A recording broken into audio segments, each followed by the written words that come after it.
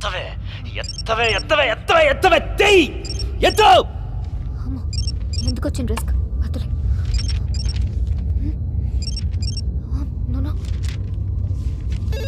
బంగారం, నేను రా కిషోర్ని.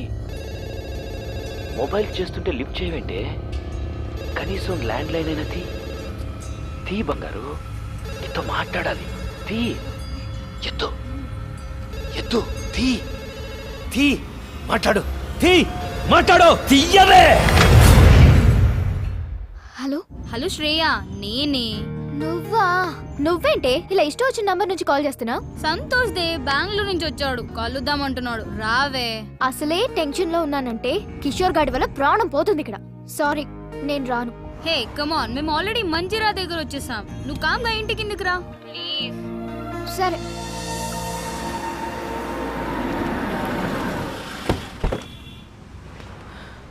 శ్రేయ, నువ్వేం తింటావు?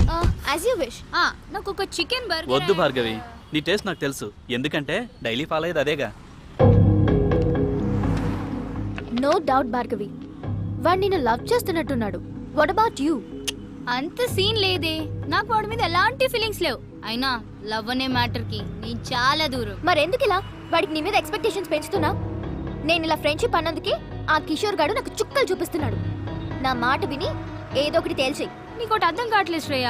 వాడికి ఇప్పటికిప్పుడు నేను నిన్ను లవ్ చేయట్లేదు, నన్ను లైట్ తీసుకొని చెప్పేయచ్చు, కానీ దాని ఎఫెక్ట్ నా కెరియర్ మీద పడుతుంది. I don't get you. చెప్తా విను.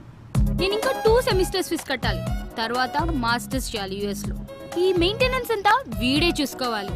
ఇవన్నీ ఫుల్ఫిల్ అవ్వాలంటే వీడికి లవ్ లో ఎలాంటి క్లారిటీ ఇవ్వకుండా ఇలానే మెయింటైన్ చేసుకుంటూ మధ్య మధ్యలో 2-3 టచ్లు ఇచ్చుకుంటూ లాస్ట్ కి వాడి చేతే ప్రపోజ్ చేయించుకొని, అవునా అలాగా సారీ బేటా నీ మీద నాకు ఎలాంటి ఫీలింగ్స్ లేవని లాస్ట్ కి ఇలా చేతులు కడిగేసుకోవాలి.